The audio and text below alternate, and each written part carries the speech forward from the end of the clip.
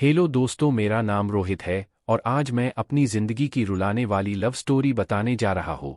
जीवन में जो आप सोचते हो कभी कभी उसका ठीक उल्टा ही आपके साथ हो जाता है। मेरे साथ भी कुछ ऐसा ही हुआ, इसलिए आज मैं आपको अपनी रुलाने वाली कहानी बताने जा रहा हूँ।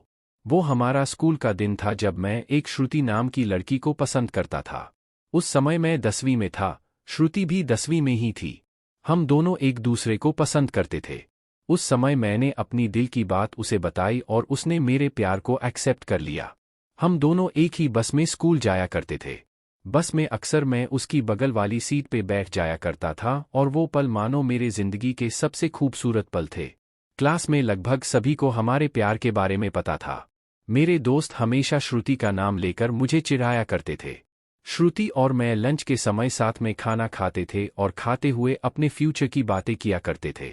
रात के वक्त हम दोनों एक दूसरे से ढेर सारी बातें करते। हम दोनों अपने अपने सपने एक दूसरे को बताते और न जाने बात करते करते कब हमें नींद आ जाती और हम सो जाते थे।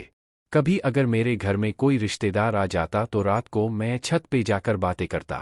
यहाँ तक कि मैं ठंड के मौसम में भी छत पे जाकर श्रुति से बातें करता। हम दोनों ने साथ में न जाने क्या क्या सपने देखे थे। शादी, बच्चे और यहाँ तक कि हमने बच्चों के नाम भी सोच रखे थे। स्कूल तक तो हम दोनों की प्यार की गाड़ी काफी अच्छी चल रही थी, लेकिन जैसे ही हम कॉलेज में गए तो धीरे धीरे सब कुछ बदलने लगा। कॉलेज में आने के बाद श्रुति अब पहले जैसी नहीं रही। वो मुझे अब इग्नोर करने लगी। अब न वो पहले जैसी बातें करती और न वो मेरी तरफ देखती। मैं सोचने लगा ये श्रुति को क्या होता जा रहा है, वो मेरे साथ ऐसा क्यों कर रही है। एक दिन श्रुति के एक फ्रेंड से मैंने पूछा, देखो न, श्रुति अब मुझसे पहले जैसी बातें नहीं करती, वो अब मुझे इग्नोर करने लगी है। उसकी फ्रेंड ने मुझे बताया कि श्रुति को मैंने कॉलेज में अभय नाम के लड़के से अक्सर बातें करते हुए देखती हूँ, शायद मुझे लगता है श्रुति उसे पसंद करती है।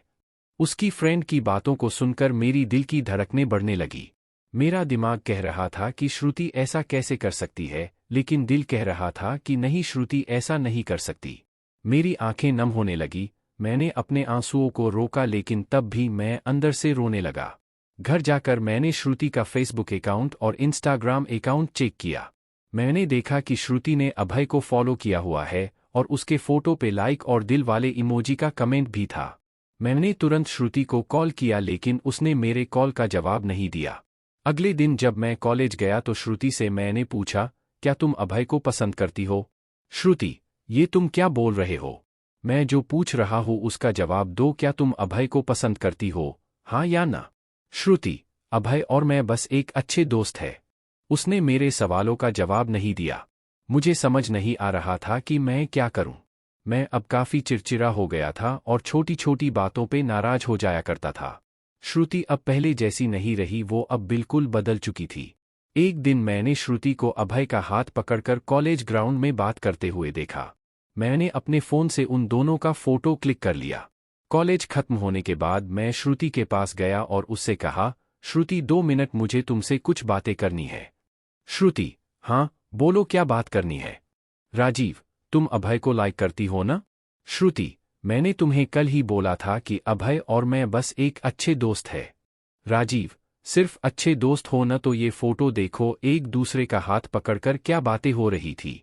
श्रुति गुस्से से मेरी तरफ देखी और बोली, हाँ मैं उसे लाइक करती हूँ, तुम्हें उससे क्या प्रॉब्लम है?